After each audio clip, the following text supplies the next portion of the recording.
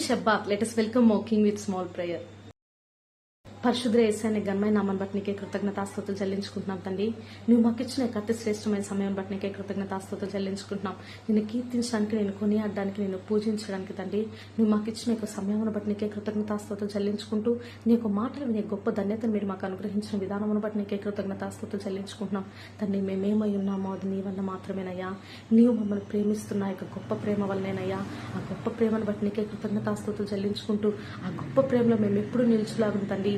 నీ నిండైన ప్రేమను అనుభవించలాగా మమ్మల్ని దీవించమని యేసే పరిశుద్ధమైన నామములో అడిగి వేడుకుంటున్నాం మా ప్రియ పరలోకపు తండ్రి. ఆమేన్.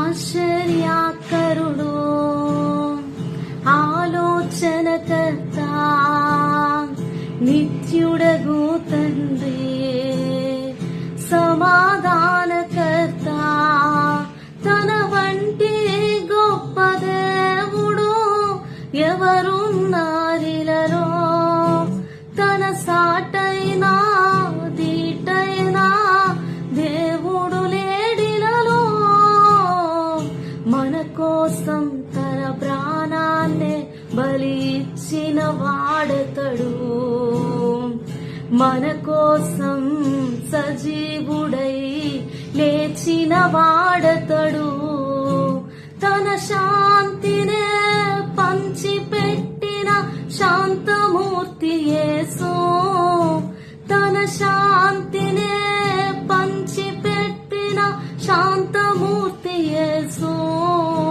తన ప్రాణాన్నే దారబోసిన త్యాగశీలి క్రీస్తు, తన ప్రాణాన్నే దారబోసిన త్యాగశీలి క్రీస్తు. ఆశ్చర్యకరుడు, ఆలోచనకర్త, నిత్యుడగు తండ్రి, నా సమాధానకర్త. Praise the lord. యేసుక్రీస్తు పేట మీ అందరికీ నా వందనాలు. ఈ రోజు దేవుడు మనతో ఏం మాట్లాడుతున్నాడంటే ఎఫెసీయులకు రాసిన పత్రిక 3వ అధ్యాయం 20వ వచనం.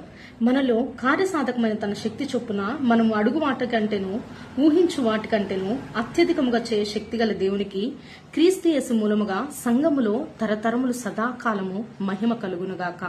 ఆమేన్. దేవుడు మనం ఊహించు వాటికన్నిటికంటేనో మనకు అత్యధికముగా అనుగ్రహిస్తున్నాడు. ఈనాడు మన యొక్క జీవితంలో మనం అడిగే వాటిలన్నిటిని దేవుడు మనకు అనుగ్రహిస్తున్నారు. మనం ఊహించే వాటికన్నిటికంటేనో అధికంగా దేవుడు మనకు అనుగ్రహిస్తున్నారు.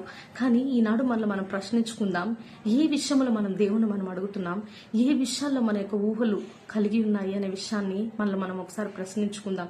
మనం బైబిల్ గ్రంథంలో నెహమ్యాను చూసినట్లయితే దేవుని ముందుకు ఏం అడగడానికి వెళ్ళాడంటే, అయ్యా నీ యొక్క మందిరము నేను నిర్మించాలి, నీ యొక్క మందిరంను కట్టడానికి నీ యొక్క అనుగ్రహాన్ని నాకు అనుగ్రహించు అని చెప్పని దేవుణ్ణి అడిగినప్పుడు దేవుడు తిరిగి ఆ యొక్క మందిరమును కట్టడానికి నెహమ్యాకి సామర్థ్యం అనుగ్రహించారు. తనకు కావాల్సిన ప్రతి ఒక్క వాటిని అనుగ్రహించారు. అదే విధంగా మన యొక్క జీవితంలో కూడా ఈనాడు మనము ఎటువంటి కోరికల్ని మనం దేవుని ముందుకు తీసుకెళ్తున్నాము, ఎటువంటివి మన యొక్క జీవితంలో మనం చేయాలని ఆశపడుతున్నాం అనేది మనం ప్రశ్నించుకుందాం.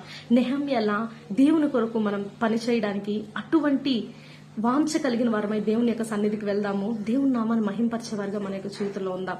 అదే విధంగా మన యొక్క ఊహలు ఏ విధంగా ఉండాలి అని మనం చూసినట్లయితే దావీదు భక్తుడు అంటాడు, దేవుని చూడడానికి ఎప్పుడు అతని యొక్క హృదయం తప్పించేదని, దేవుణ్ణి ఆరాధించడానికి అతని యొక్క హృదయం తప్పించేదని, దేవుణ్ణి ప్రేమించడానికి అతను ఎంతగానో ఆశపడేవాడని, దేవుని యొక్క చిత్తమును నెరవేర్చడానికి అతను ఎంతగానో ఆశపడేవాడని దావీదు యొక్క కీర్తనలో మనం చూస్తూ ఉంటాము. ఈనాడు మన యొక్క జీవితంలో కూడా మన యొక్క హృదయము దీన్ని ఆశిస్తుంది, ఎటువంటి ఊహల్ని కలిగి ఉంటుంది, ఎవరిని చేరుకోవాలి మన యొక్క హృదయం ఆశపడుతుంది. దావీదు భక్తుడైతే దేవునితో నివసించాలని, యుగయుగములు ఆయనతో గడపాలని ఆయన ఆశించాడు. ఈనాడు మన యొక్క హృదయం దేని కొరకు ఊహలు కంటూ ఉందనే విషయాన్ని మనం ప్రశ్నించుకుందాం. ఈనాడు మన యొక్క జీవితంలో మనం దేవునికి చెప్దాం, అయ్యా ఈరోజు నేను నిన్ను ఒక్క మాట అడగడానికి నీ ముందుకు నేను వచ్చాను. ఏంటి అంటే, నీతో నేను ఉండాలని ఆశిస్తున్నాను. ఇదే నా ఆశ, నా ఆశను తీర్చు అని మనం దేవుణ్ణి అడుగుదాం. అదే విధంగా తండ్రి, నేను నీతో యుగయుగాలు ఉండాలని నా యొక్క ఊహల్లో నేను కంటూ ఉన్నాను, కాబట్టి నీతో యుగయుగాలు జీవించే అటువంటి జీవితం నాకు అనుగ్రహించని, ఇటువంటి ఊహతో మన యొక్క జీవితాన్ని మనం ముందుకెళ్దాం. దేవుడు సదాకాలం మన యొక్క కుటుంబములు దీవించి ఆయన యొక్క నిత్య జీవ రాజ్యాన్ని కుటుంబ సమేతంగా మనల్ని వారసులుగా చేస్తాడు. ఇటువంటి దీవెనతో దేవుడు మనల్ని దీవించి ఆయన నామాన్ని మహింపరచుకుందగాక. ఆమేన్.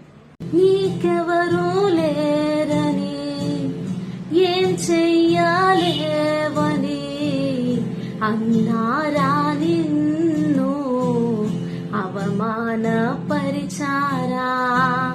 పురుగంటి వాడవని, ఎప్పటికీ ఇంతేనని, నా బ్రతుకు మారదని అనుకుంటూ ఉన్నావా? నేనున్నానన్న యేసు మాటను మరిచావా? కన్నీరు నాట్యంగా మార్చెను చూసావా? నేనున్నానన్న యేసు మాటను మరిచావా? కన్నీరు నాట్యంగా మార్చెను చూసావా?